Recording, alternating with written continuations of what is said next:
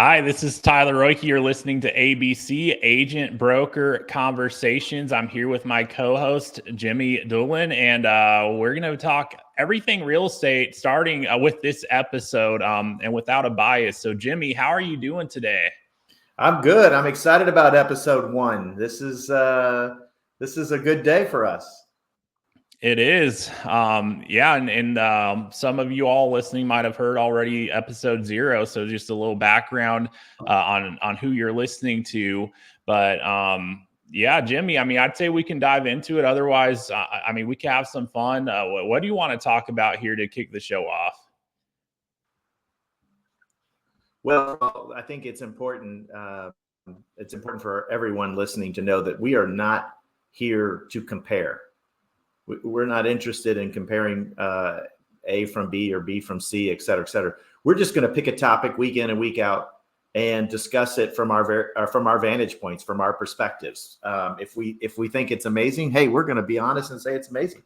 If we see holes in it or we're challenged by it, we'll talk about those challenges. But again, just two people's perspective. I've got 35 years in the brokerage business, previously owned 10 franchises, 250 agents, about $1 billion a year in sales. And I'm going to bring that experience and that perspective to the conversation. And I've got 9 years as an agent, which apparently is about as much time as some big leaders in the industry have here. So nonetheless, yeah, we're going to give our perspective on things. So Jimmy, what are we talking about today? Today's topic is Epique, a real estate company, newer to the industry, certainly a disruptor to the industry, and which I think actually we're probably going to hear the word disruptor. I don't know. I feel like every 6 to 8 months or so, we're going to have a disruptor in the industry, but that just seems to be our industry and where it is right now. So I went through too.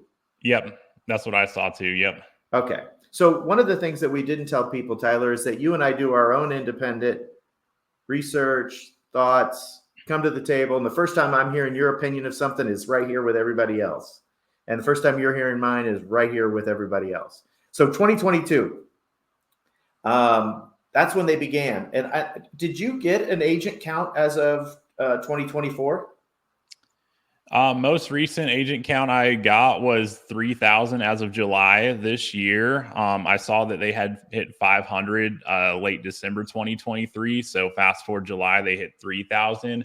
And they're approaching 4,000. That's the latest agent count I have, according to one of the co-founders. He says they're approaching 4,000. So I'm not really quite sure exactly how close they are to that at this time, but that's where we're at as of this recording. Gotcha. So from a brokerage perspective, I found it really interesting, all of the various offerings that they've got out there.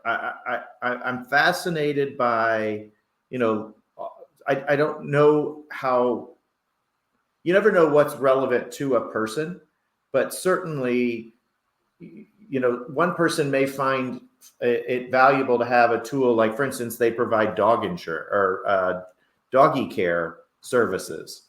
So you can have a pet sitter. They say free. Of course, I've never tried it, but they say free. And I find that fascinating because obviously for one person that has no pets, no value.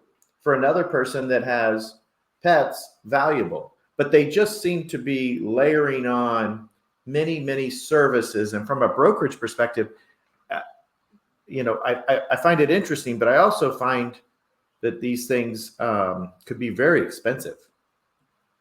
Yeah, that's the one thing that initially stood out to me the most about them was just how many perks they have. And they very much lead with that. In fact, I actually initially looked into them a few months back because someone I'm personally connected with came on board and was very adamant about me looking at it. So I actually did look at it a few months ago initially. And if I remember correctly, what I saw then versus what I saw past day here, looking into it some more, I see more perks. They even add, I thought they had a lot at the time. Like I'm seeing even more that it seems they've added since then. So it just seems like they keep finding a way to stack on more and more and more and more. And that's something I did see with all the different perks is no added cost. Just essentially instilling to the agents, hey, this is not going to cost you anything additional, which to that, I mean, exactly what you're saying. I mean, I have a degree in economics, and it looks like one of the co-founders does as well. But one of the things they really instill with you, on that path, you'll hear it from, at least one of the professors, if not multiple, is there's no such thing as a free lunch. So, all these things do come at a cost. It's just a question of who is paying the cost. And I'd kind of be interested in hearing more of your take on that as, someone with a background of operating brokerages. It's like the money does have to come from somewhere to provide everything. There's no such thing as just all this free value, right? It's got to be there is a cost. Everyone knows there's a cost. It's impossible to just give things for free in the business world. They've got to be leveraging agent count, their projected agent count. I mean, a couple thousand agents. Certainly, I believe they started in Texas, and so, which is interesting since that's where you're located, and I think that that's where the majority of their agent count is located, is in the state of Texas. They say that they're forcing partners to come in their platform under their terms, as opposed to the partners saying this is what our services cost. I don't know. It's interesting to me to see it done that way, and to see. I don't know what the success or failure looks like for that, but I do know that if everybody doesn't win in any business relationship, it doesn't work. There has to be value for the partner. There has to be value for the brokerage, and there has to be value for the agent. So it'll be fascinating to see where all of these, I mean, golly, the like you said, those value adds were just, I mean, they were everywhere. There was, and lead with it, like you said, absolutely, 100%. I watched a few videos, and what I never heard was anything about the brokerage, about the practice of real estate. I heard about all the value adds for practitioners, but I didn't hear about the actual industry and what you do and to make a living in real estate. Yeah. And I felt like when I heard them saying, hey, we force these people we work with to do business on our terms, I felt, I was thinking, well, isn't that just another way of saying economies of scale? I mean, if you have a couple thousand agents that you bring as interested in the service, of course you're going to get a better deal. That's how a lot of these things work. So maybe that's just their way of saying that, because I think as agents, we don't always hear about like, hey, how's a broker really able to offer these things? Like, we'll hear about a tech platform that they're able to offer that typically costs a lot on the open market, but they're able to equip us. Well, is that because they're paying for that individual license, or is it because they're able to negotiate something to provide it for all the agents, right? So that's kind of how I interpreted that. Just, I usually don't hear brokerages explaining it that way. Yeah, I thought that the term that we forced them to go our direction or go with our terms was maybe not the best marketing approach or the best way to say it. But the other thing, from a brokerage perspective, let's face it, these guys, maybe they have revolutionized all of these add-ons.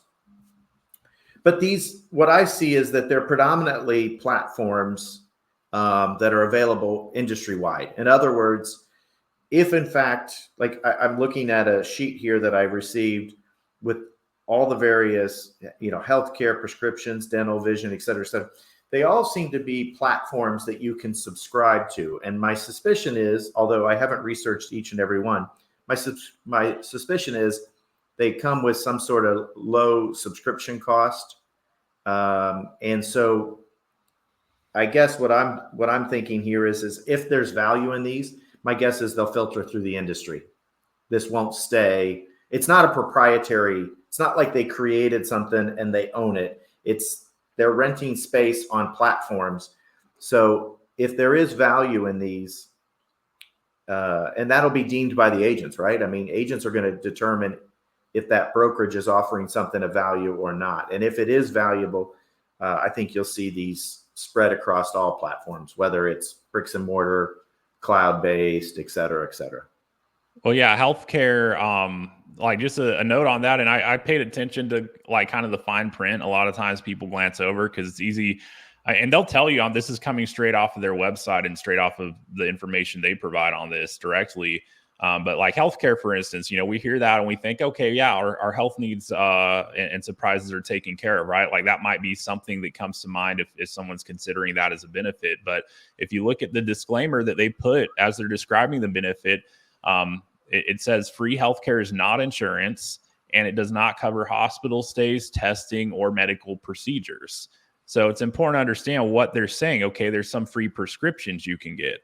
And, there's ability to talk to a doctor, but like, what are we saying it's actually covered? Because I think a lot of the things that people think of in a time of need, just full disclaimer, there's probably something else you're going to want to have in place to actually make sure you're taken care of in that situation.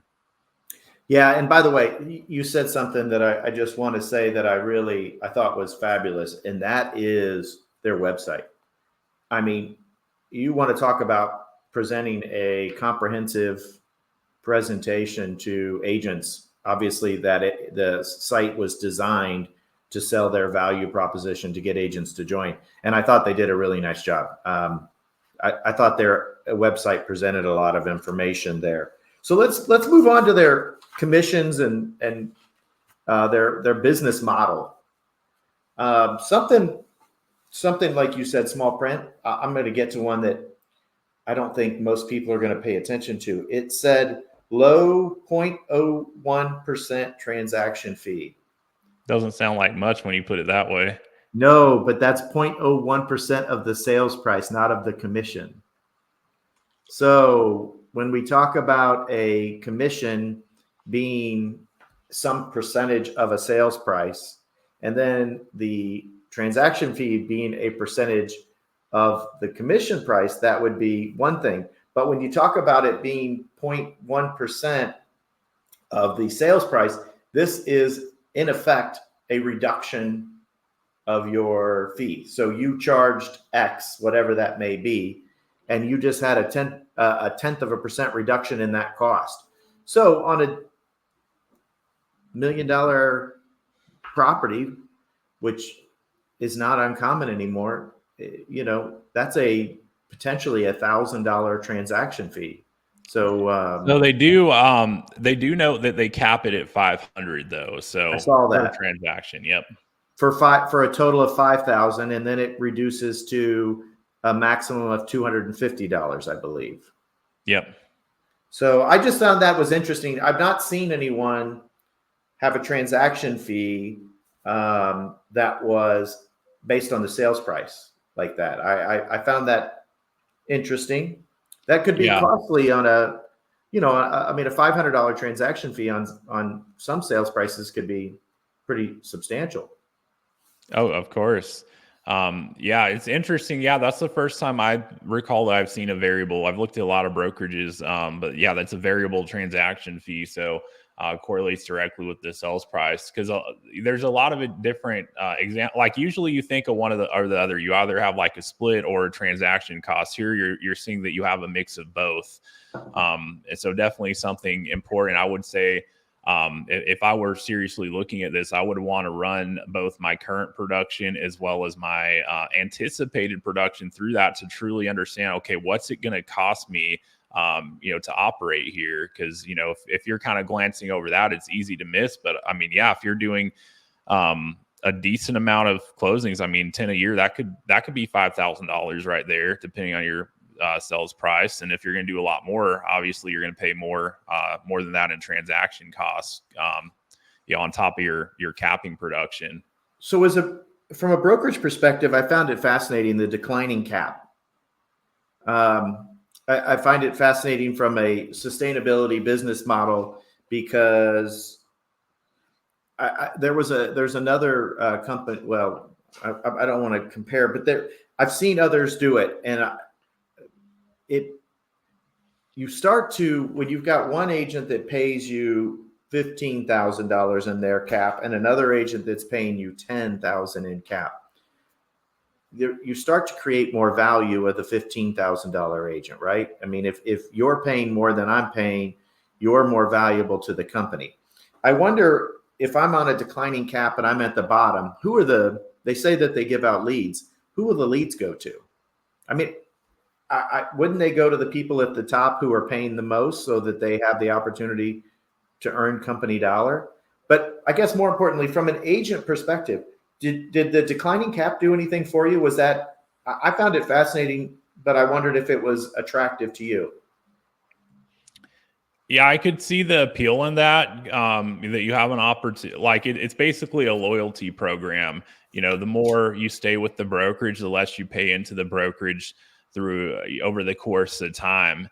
But yeah, that's a big question I had. Not to get off the compensation model, but something that I did not find any details whatsoever on were things such as the leads, right? Like, so they are advertising, they are offering that, but I did not find any information that the company provided as to just some of those fine details. Like, okay, well, to what extent do you actually get that? What determines? And same with several of the other perks, right? Like they make a big deal about how they'll do billboards, but okay, well, how many of those do you get? What would qualify whether you got one or not? Can they do that for every single agent in the company? Not that I feel not that every single agent would ask, but there was no information as to other than, hey, here's what we'll do. Okay, well, how does that actually work? How do you get that? How do you get the leads? Et cetera, just like what we're saying here. Because I like something I think about that I feel not enough agents really put a high level. I mean, there's definitely some thought that goes into it, but I think could really look at a whole lot more is, okay, regardless of what you pay into the brokerage, whether it's a $15,000 cap and it declines, or whatever it is, maybe it's something much higher than that in a different market, regardless, or lower, even so-called 100%. What value do you get in exchange for what you're paying in? To me, that's the bigger question that I think could easily get overlooked when all you're seeing is, okay, the caps decline. This is great. I'm paying less. Okay, regardless, if you're at 15 or 10 on your 6 year here, what are you getting value-wise, and how exactly does it work? Like, I want to know in a situation like that, okay, if I am expecting leads, how does that actually work, and to what extent can I expect that, and why would I get leads versus any of the other agents in the company who might be paying in more to the brokerage or whatever the case might be? So I saw something that said on an average right now, 150 leads per agent in a year. I think it was a year. And then the other piece is I think these are going to fall in like a RedX or one of these other services. They said they were predominantly for sale by owner leads, and they suggested that you hook them into the CRM platform that they provide and the AI tools, and nurture them over an extended period of time. So I believe it's a list of expireds and for sale by owners is the lead source. So, I mean, yeah, that's another thing I was going to say is like, well, what qualifies as a lead? Because I mean, if you have a name and phone number, that could be a lead, but I mean, is it someone that's actually expressed interest, or is it just data that you're scraping and skip tracing? I know they mentioned they do that, which is great, but if that's a lead, I mean, I could tell you how much I could do that from on my own, and it's not that much money to do that. And that's something I saw consistently. If I want to generate 150 leads with the best phone numbers, I'm just talking about finding the data, skip tracing it, which, funny enough, if someone hasn't been in the business a long time, they might not know how to do that, and that might be a high perceived value to them. But for me, it's not a very high perceived value because I know I could do that for a very minimal cost. I mean, if we're talking for sale by owner leads, I could generate 150 of those for myself with their correct phone number for no added cost in the whole year. But funny enough, there's agents that pay for services because they don't know where to look to find it. I'm not saying, I mean, a lot of people listening, that might sound like, what do you mean you don't know where to find those? Well, there's agents that are a year or two in the business. No one's ever really shown them how to do this. So, for me, that's like maybe $100 worth of value. But on the other hand, if they were like leads that you paid a high cost per lead from, a provider that does that, just like paid lead generation, like that's a different level of value. So isn't the whole notion of leading with the word free, isn't that kind of a misnomer too? Because it's built in, it's baked into the cost of your association with that brand. Of right? course. I mean, yeah. Dollars go in, and then the company spends dollars where they think it's appropriate to create the most value to attract agents so that they can flourish. So I think saying free is maybe wrong because you are paying for them. You're paying for that, and as a result of that, you're not getting something else. So, I mean, everything's a trade-off. So I don't know. The whole notion of free was, I wasn't really too crazy about. I get it from a marketing perspective. And like we talked about with the leads, you could go on to Zillow and get all the for sale by owner leads, but the perception of them giving them to you, I guess, does it matter if it's valuable, or is it what really matters is that they created the perceived value? And from an attraction perspective, does it do what they want it to do? And I don't know. I mean, I think 3,000 is a legitimate brokerage, right? I mean, 3,000 agents it's not obviously not huge, but it is a legitimate brokerage. So, and what do you make of the growth rate? I mean, they are at 3,000, but how quickly they've gotten there is almost unprecedented, if not unprecedented. I mean, you don't really hear of companies going from, I believe a year ago they had 200 or 300 or so, and now they have 3,000 plus. So that you're talking about tenfold growth from a few hundred to a few thousand. I mean, what do you make of that? Well, I would say this: if they've made it to 3,000, I think the big milestone in any national brokerage is 20,000 agents. That's the number when the industry sees you as a legitimate contender. So 3,000 agents, with the vast majority of them being based out of Texas. I don't know what percentage, but I know it's north of 50%. I saw good. According to their website, if I'm not mistaken, they're in 31 states, and they notated that when they were going to be launching the remainder of the states, and by May, they're planning by May 2025 to have all 50 states open within the brand. And speaking of forward, let's talk about the going public. When I had my faux pas earlier with the dates, that's what I was actually referring to. Oh, I got you. Yeah, makes sense. Yeah. So that's what on the website, it shows here that they intend to go public on the stock market in 2026.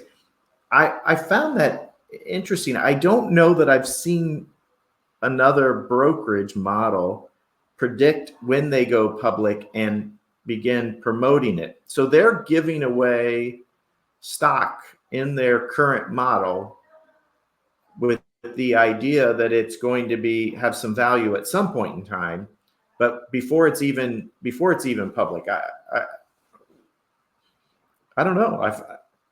I'm not an expert in the stock market. That's not been my forte. Real estate's always been my focus, but I've not heard of anyone predicting when they're going to go public and begin giving out shares based on that prediction. Yeah, they said assuming favorable market conditions. So, basically that's their best guess. And there's a lot that has to come together. It's a process, and there's a, very high standard with the accounting and what's required on that side of things as well. Yeah, but from my perspective as an agent, and I'm actually knowledgeable in the stock market. I feel like most agents aren't, and so this is something I think about when I hear that. But it's and again, this is straight off their website. The valuation is not publicly known. So okay, they're giving you stock, and they say they'll give you up to they have a power award for their top producing agents, in which you can earn up to $15,000 in stock. But the value is not publicly known, and I mean they have a way that they assess that internally, and we'll share that, but it's not based on the public market, and what it's not the equivalent of a publicly traded company. We're talking about two completely different things in terms of the value of your equity. And I think part of what people should be careful about is a lot of times when a company's in an early phase of growth like this, it's like the vision of what they're doing that they'll sell you on.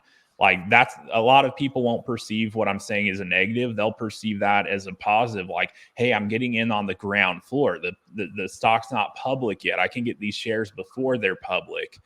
But I would play devil's advocate on that, which is okay. Well, what are you actually getting ownership in? And what's that worth? And like, at least until it's public, how do you actually liquidate that? And typically there's not really a clear cut path, if any path, in that sense. So again, I think a lot of people mistakenly, and I say mistakenly because, unless you're really knowledgeable about what it is you're getting into from the ownership stance, they're kind of just buying into the hype and the idea that one day that will be worth a lot more when it is publicly traded, when that's not a guarantee by any means. And because that's a big accomplishment, taking a company public, right? I mean, that's not this isn't a high percentage thing that it's not like kicking a field goal where you feel like you got an 80% chance of that ball going through the field goal. This is I mean, I don't know what percentage of companies set out to do this actually successfully do it, but I don't believe it's the vast majority are successful. Yeah. And so my point being is, hey, despite any value from that, there's a risk until it happens. There's a very high risk because, no one really knows for sure one way or another what's going to happen. If the milestone's achieved, what are the shares worth based on, where you got them at. And for me, just, I don't see transparency as an agent, even though there is some value they're expressing that they give and they're sharing it back with the agents.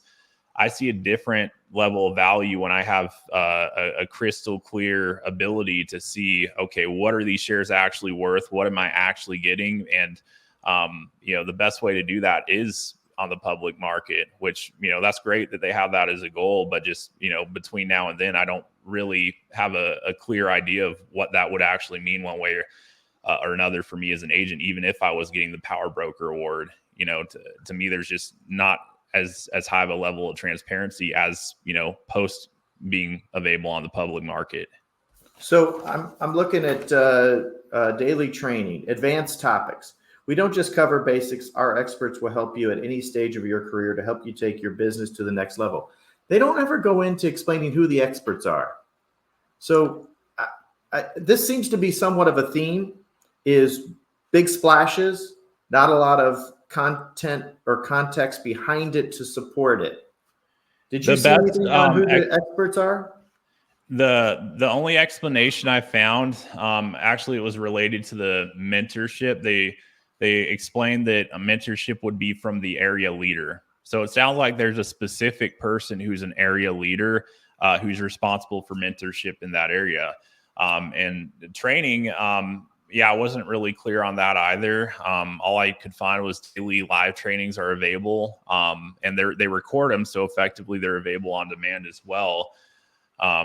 That also they had a way to facilitate training packages from several industry leaders at no additional charge. Again, not really clear on who the industry leaders are or what exactly that means. Are we talking about partnering with outside, people that just train for a living or coach for a living, and they're kind of partnering with the company? I don't know. To me, that sounded like that might be what that meant, but What the biggest thing that I think of in terms of the training being that,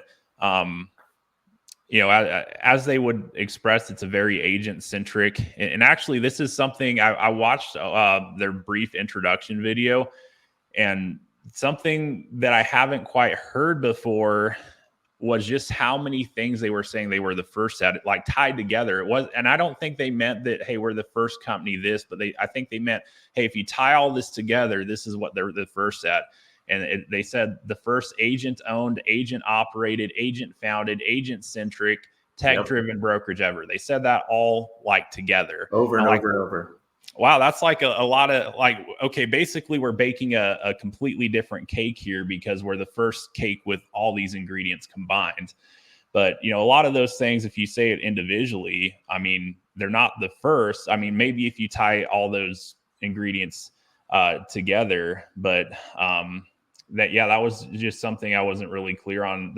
So I guess what I was getting at too with that is, even though very agent-centric brokerage and how they express that it's set up to really be centered around the agent, something that I don't understand. Okay, what's the incentive? Like if you want to pull information from the agents that are thriving the most in this environment, what's the incentive for them to actually share and contribute and give back to the other agents? Which I think you could say another piece of the compensation model, just by the structure of sharing in revenue, which we could talk more on that might be it, but I couldn't really see anything beyond that as to like, okay, if you're a top producer here, why would you want to share and train and whatnot?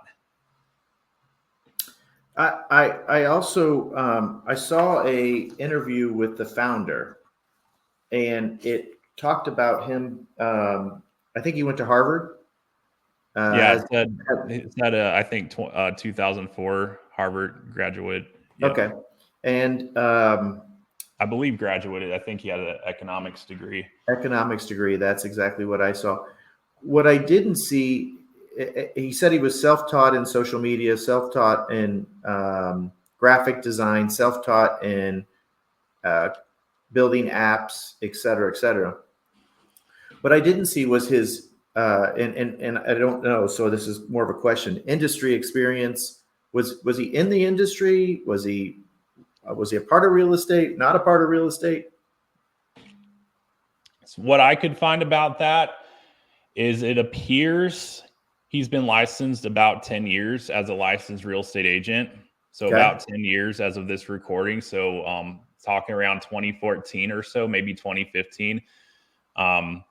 So about 10 years. And he was for the only previous brokerage information I could find on him, which I might be missing something, but I know between December 2016 and 2021, he was with eXp Realty. So I'm not sure if there was a previous brokerage there or not, or if eXp was the first brokerage he was a part of.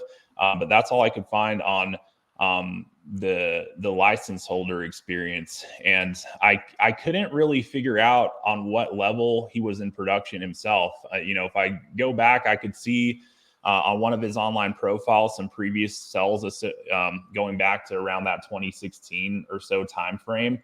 And I think I saw on I went back pretty far on one of his social media pages, and I think I saw some sell posts going into the 2020 or so area. But just based on what I'm seeing, I don't get a sense that he was a very high level producer. It seems like he was a solid producing real estate agent, but I don't know that, like, I don't get the sense that he was a top producer or anything of that nature, or top team leader. It seemed like he was just a solid producing agent himself, like doing, again, and I can't even tell how many deals a year. I don't know if he was doing 10, 15, 20 deals a year, somewhere in that range, but that's kind of the sense that I got as far as his experience with the license. Something else I did find on his history that I took notice of, is probably the best way to say it, is, and this was actually off of one of his online profiles where I found this information, but he actually, I saw in his bio, he says he's a serial entrepreneur or something of that nature. So what other businesses has he been involved in? Interesting enough, there's a couple companies previously that share the same name as this brokerage. Going back years previously, one was called Epique Massage and a different one called Epique Lash Spa. I pulled up I did a Google search, and I did not see the best reviews on either of those companies. And I actually did find that he responded. So as the owner, so I'm kind of tying this all together. It appears that he owned, being a serial entrepreneur. What's that mean? Well, at least a couple of these businesses. One was a massage place. One was a lash spa place.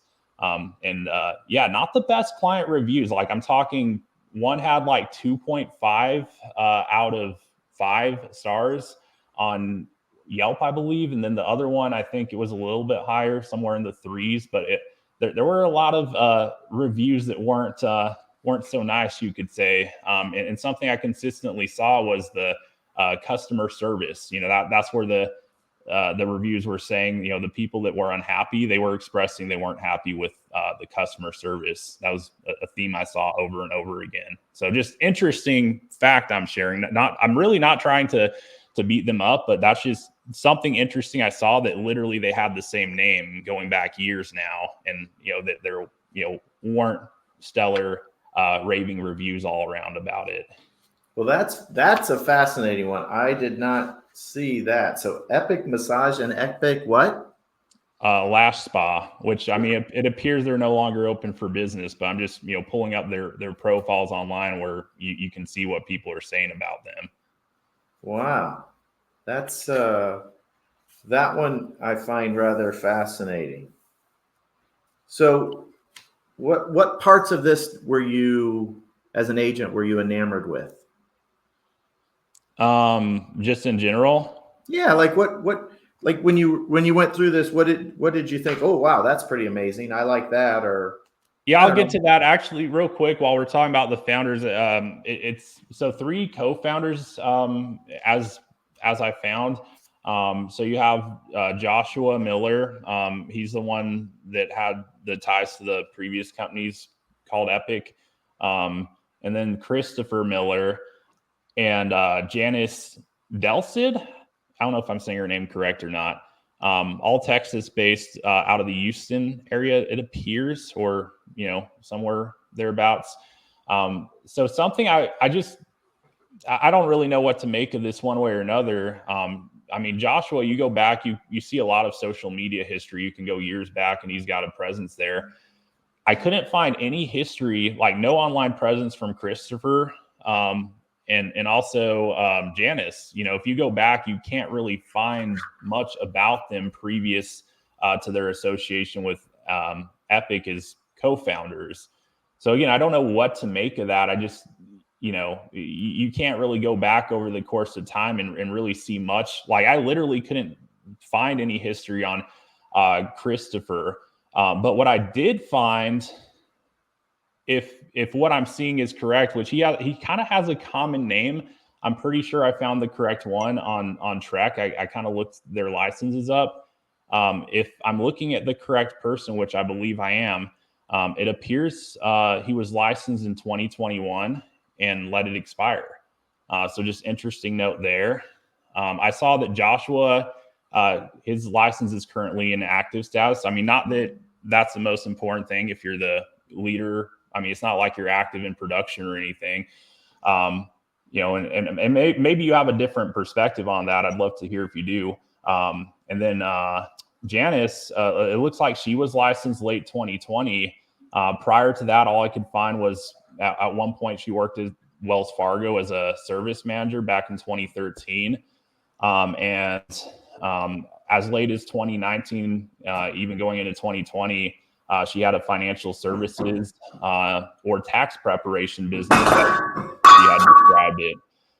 And so something I see across the founders here or something, and again, like I really don't know what percentage of agents are actually looking into this, because I'm just someone like I think about a lot more things as a leader, because I'm a leader of agents now, not just someone who produces. But like one of my biggest questions if I'm looking at an opportunity is who are the people behind it? And something that I see from these co-founders is, or something that concerns me, is a lack of experience related to what it is we're doing here today, which is leading a real estate brokerage. And so that's something I think Joshua out of the three appears to have the most experience. But again, what's the experience leading a company and building a business, especially at this scale? And I don't see anything related to the history or background of the three of them that really pertains to what they're doing here. And it's not to say that they, can't gain the experience along the way, but that's just something where if I'm looking at other examples out there, I feel like there's different situations where the people, kind of at the helm bring a lot more experience and wisdom to the table based on what they've actually done up to this point, not just what they're doing right now. Yeah, I tend to agree. There is a lot on the surface.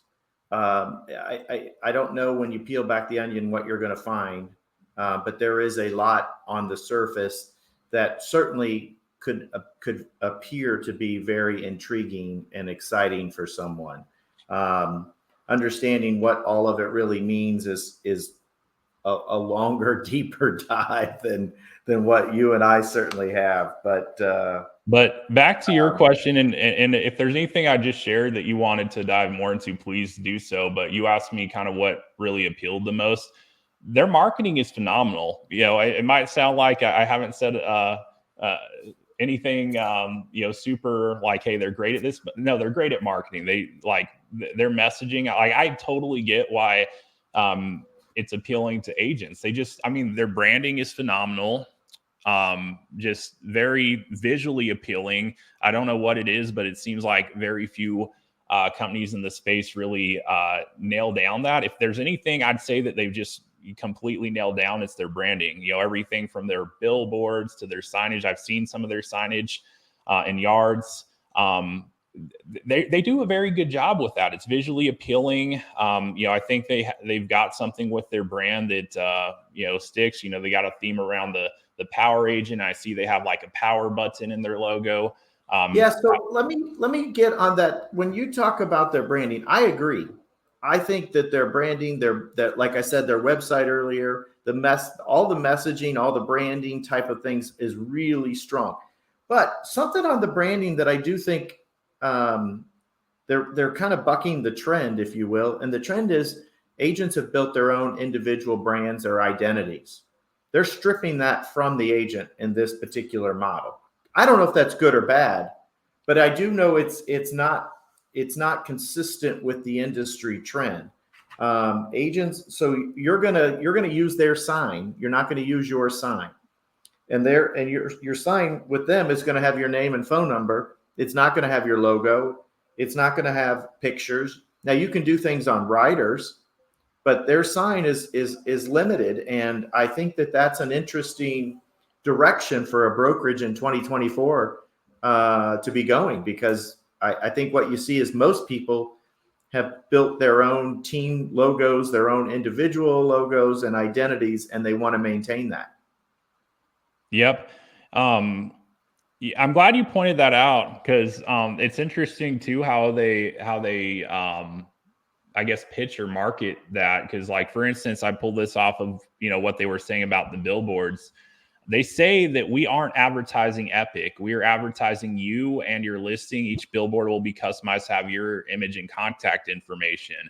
So it's kind of like they're intertwining the two.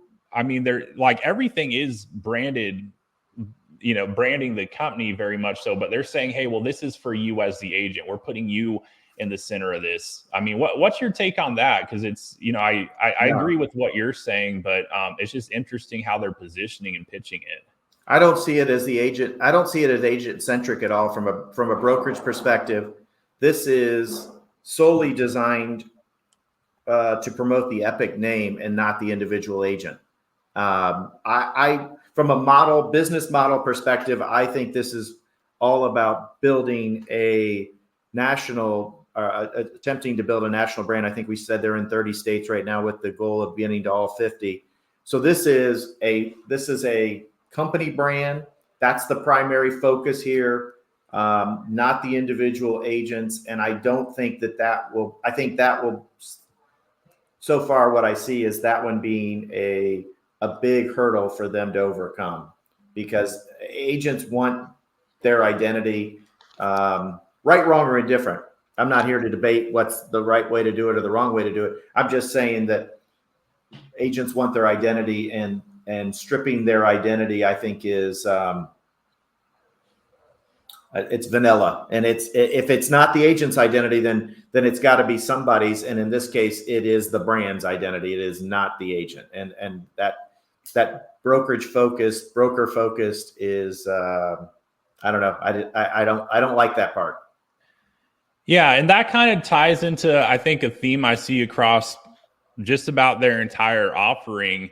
And like the way I kind of see it is like it's like an easy button for agents. Like, because I mean, if you want to build your own strong personal brand, you're going to need the right platform to do that within. On the other hand, if you don't even know where to start building a brand, something like this might sound super appealing. Hey, we're going to take your face and we're going to put it on our stuff. At least give you an opportunity to do that at some point. And so that kind of ties into like, hey, what speaks the most to me about what they offer as an agent? Branding, I mentioned, lots of perks, and really, as I would frame it, the easy button for agents, because like a lot of the perks they offer, it's not that like, and I could pick almost any example. I mean, car washes, or like social media. Like, and I know what they're talking about when they say that. They're talking about like, hey, they're going to put a little bit of ad spin behind your new listing, right? Like, but you could take headshots. You could take any of these examples. None of these examples are a very costly thing if you're having to cover the costs on your own. But for whatever reason, I think a lot of real estate agents aren't really coming from the mindset of a business owner. They're coming from the mindset of like getting away from the employee path, building something more of their own. So like, to me, this is something that would probably appeal from someone that's not as much of a business owner minded person, where, hey, I want to have a company that just gives me the easy button to get these things I know I need to get done, not have to worry about, hey, who do I contact for this? What do I pay for this? Like, no, these are just, it's all there. And that's really how I perceive the value. Someone who really wants that easy button for as many solutions as possible. So the branding and the branding helps find people who want that. So it kind of works hand in hand. And I mean, the only other thing that I would say really stands out to me is the momentum behind them, because, I don't really care who you are. I think there's something of intrigue and interest if you know that a company just keeps growing and growing and growing, and you see that very abundantly in front of you. There's kind of some mystique around it, some hype around it, and like momentum's a very positive thing for a company to have going for it. So if you're on a track where you've gone from a few hundred agents to 2,000-3,000 and still growing, it's like, that's a wind at your sail. However long that lasts, that's something that's going to help get on more people's radar, and just, if nothing else, cause people to at least look at it and try to understand, okay, what is it about this that everyone seems to be flocking to it? For me, those are really the three things that stood out to me about it. On the flip side, I can, probably before we hop off the show here, I'll share some of my biggest concerns, if not questions, that I'm still unclear about. But, to me, those are the top three that really speak to me as an agent. Well, I would say this. Clearly, the cloud-based brokerage model, now has a new player in there, right? There's three major players out there, and they, so add this to the list of EXP and Real, and there are three out there. They're all at three different stages, but clearly cloud-based, it's working, and it's drawing attention, and this is just another example of it drawing attention. I support what you said, man. From a marketing perspective, they've done a great job. From a offering perspective, they've at least presented a phenomenal offering. Diving deeper into it, I don't know what it adds up to be in terms of real true value. And they've got some creative things, but I definitely think there's things to watch out for. I certainly, this will go public in 2026. That one makes me apprehensive. Picking the date now and telling people that this is going to happen, and these awards and these gifts are going to turn out to be valuable to you. That seems like a possibility for real disappointment. So I'll let you have closing words, and then I'll wrap up the show. Yeah. So, I mean, a new contender in the cloud-based space. I mean, to be clear, they have quite a lot of ground they still have yet to cover. I would say to even really be in the conversation with the first two there, because I mean, you mentioned the threshold 20,000 agents. I believe that's thereabouts where Real is more or less right now. Yep. EXP is over 4 times bigger than that on the agent count front, 85,000+. So, I mean, 3,000, I wouldn't really call it a contender yet, but it's definitely something on the radar, if nothing else. And yeah, I think there actually is a fourth company, that could be thrown in that as well, as far as, the momentum they're having, a few thousand agents as well, cloud-based. So there are contenders in the space, which, I mean, I think generally for agents, this is going to be a positive thing. If you have different companies that are more centered around the agent, less centered around the corporation as a whole, that's a new model where they're sharing back, at least a hope of ownership in this case. And I get it. You probably can look in the back office and see you got awarded something. But again, until you have a liquid market for that, what's that actually worth, practically speaking? I mean, if you can't sell it, or if there's not a market for it, I mean, you got to get to a point where you can for that to be a big difference maker. But in general, hey, more perks, more financial opportunity for the agent. We didn't really dive into the revenue sharing plan, but they do have one. It seemed like the concept they had around that, or the point of differentiation, was that they wanted to simplify it. So that's why it was kind of the same payout across the different levels there, and just a couple elements of it that they instilled, that they're simplifying and just making it easier to understand what you're going to get and what have you. Is it the most lucrative plan out there? I would say not, but it is an opportunity for agents to share in the upside and value, for actually contributing. And maybe that's part of why, if you are a top producer or leader, maybe that's part of why you do share something, because they made it clear with the we didn't really dive into the Power Broker award, but they made it clear that it was a strictly production related award. It wasn't based on any requirement to share back or contribute to the culture and community, which I thought was interesting. But and that just, again, made me think, okay, because like for me, practically speaking, as an agent, like there's really two things, and just a lot of agents I think would relate to this. It's like, okay, training wise and support wise. I mean, if you're not newer to the business, or I mean, you're kind of comfortable with the production you're doing, or maybe you want to grow that a little bit, but regardless, training wise, it may or may not be a big sticking point. For a lot of people, it will be, but then support. And that's the other thing we didn't really dive into already, was support wise. What's that actually look like? And I'm not like, I saw notes about AI, they mentioned some of the things they utilize AI for. I thought it was interesting that one of those things was, I mean, they did relate some of it to how you would actually get support. And they also related some of it to how you would actually get input on legal questions, which I thought was interesting. I mean, I don't know personally that AI is dialed in to as full of an extent. And I'm by no means a legal expert here, but I don't know, like just based on other things I've used it for, I don't know that it would be dialed in enough to really be able to fully lean on it for something like that. But just, I'm kind of getting a sense that, hey, we're leveraging some AI to give you some of the help and support you need, which is kind of interesting, because I don't know that I've really seen that, from others expressing that before.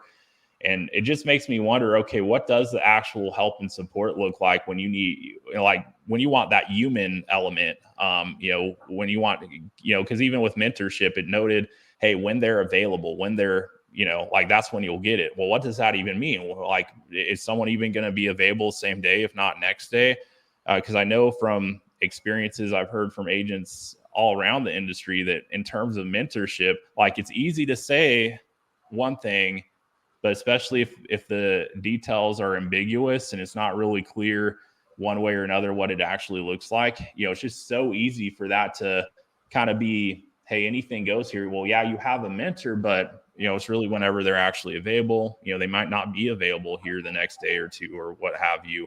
And the same goes with the support. I just really wonder, what does that actually look like for the agents, especially for a company that is growing at the pace? I mean, can you, like, another thing I feel like that can easily get missed from people looking at this is, okay, if a company goes from a few hundred agents to a few thousand over the course of less than a year, a few months at that, you cannot possibly have the staff to agent ratio in place to support.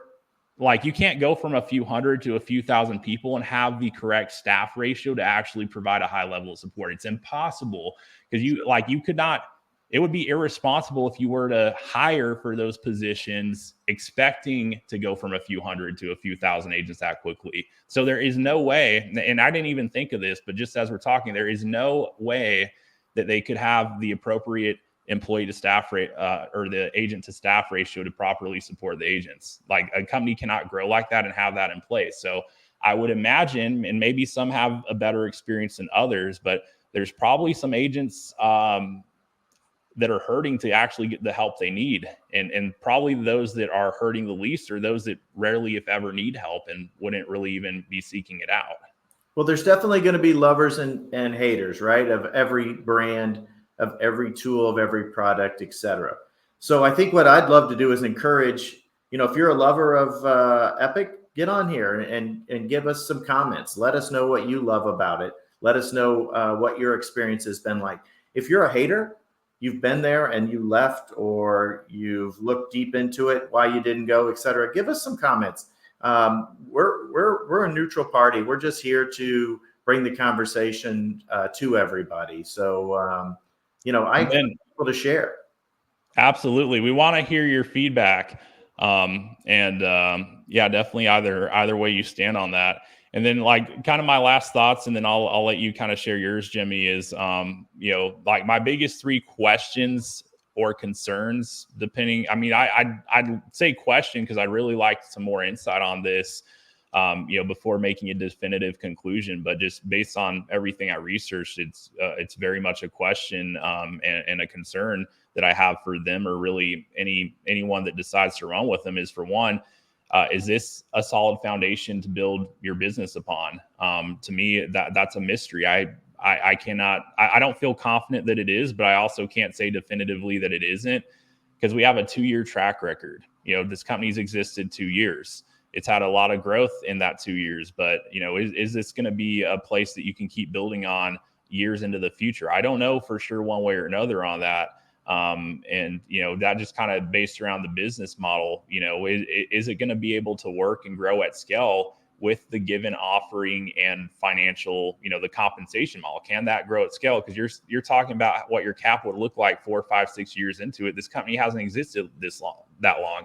They haven't had an agent base that's been on that plan.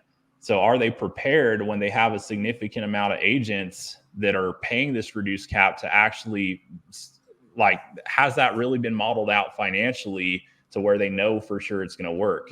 And that's something that I would really wonder about if I'm an agent wanting to build something, not just this year, next year, but like for the future, for my business to be on fertile ground to grow on. Two is, and I think that's especially important when part of your value proposition is the idea that you have the ability to create an income that can be aired. So I think that's a very valid question and thing that people should consider, if that's even a part of the equation for them personally. But two, leadership and background experience. Given the information I have on the co-founders, I don't have I can't point to anything in their background that gives me an idea that they have a strong level of leadership experience in general, especially as it relates to being in real estate, especially being that 2 of the 3 co-founders have been licensed less than 5 years, as it appears. So just, I don't know what from their background, if anything, beyond what they're currently doing, really speaks to having a high level of confidence for me as the person at the helm of the ship here. And then third,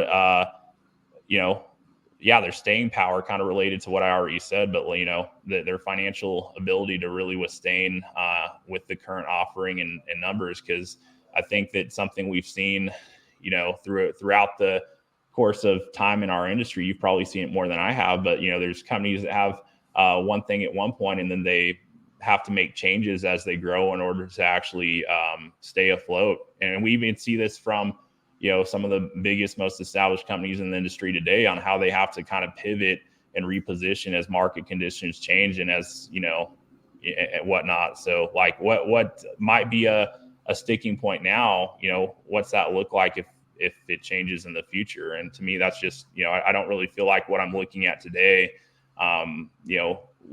would necessarily be the same thing over the course of time. But anyway, that's kind of my take as an agent here. And again, probably one that, some people might think of it as overthinking, but for me, like, hey, if I am going to position myself, like I really think about not just today, but the future. I don't want to just have a good year or two. I want to have something that, I can look to in 10 years and have even beyond and know that I've built at the right place. That's what I personally look at. So from my perspective as a broker, if I've built a brand, built a company, built a team, et cetera, I want to know that I can continue that legacy and that brand doesn't go away, because that brand is the very thing that I've used to create revenue, whether it's from agent attraction or it's from sales. So I would dig deep into what is the use and what is your ability to use that brand. There's no doubt the yard sign is one of the most powerful tools that a realtor has at their disposal. And if we're going to extract your ability from using that yard sign to further your company brand, that's a challenge. So I would definitely look into that. Also, I think that as I'm looking at, and anytime, if I was buying a franchise, a real estate franchise, and in this case, this isn't buying a franchise, but if I'm going to join a platform and then utilize that platform, I need to dig deeper into that platform. So if I'm going to go out and I'm going to promote free healthcare, I darn well better understand what free healthcare is. Like you said, it says right on their website it's free healthcare, but what it turns out is that it's a free virtual platform to log into. So understand each and every one of those. Don't just look at the word free and say to yourself, oh my gosh, this is amazing. Look at everything I get. Find out the ones that are important to you and dig into them and get a full understanding of them. Not only that, not only the value, but what is the value of it in a monetary standpoint? Are you getting a $300 product annual expense, or is this a $50 a month product? What is this product and what does it actually do for you? Before you move your reputation, before you move your business to it, get a better understanding of it, because this is still in a very vulnerable stage, right? 3,000 agents, we've said it's certainly a great start.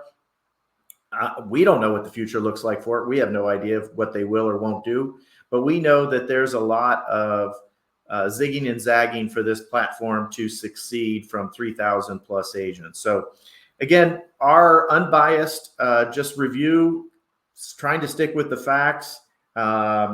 And we plan on doing this every week, folks. So we invite you to come back to this conversation. This is episode 1. We look forward to hearing you. If you are a lover or a hater, get on here and give us some feedback. If you've been inquiring, you've been looking into it, you're not really sure, give us some feedback. We'd love to hear your thoughts on this particular tool. But again, every week, please come back for the conversation. For ABC's Agent Broker Conversations, Jimmy and Tyler here. Take care. Have a great week.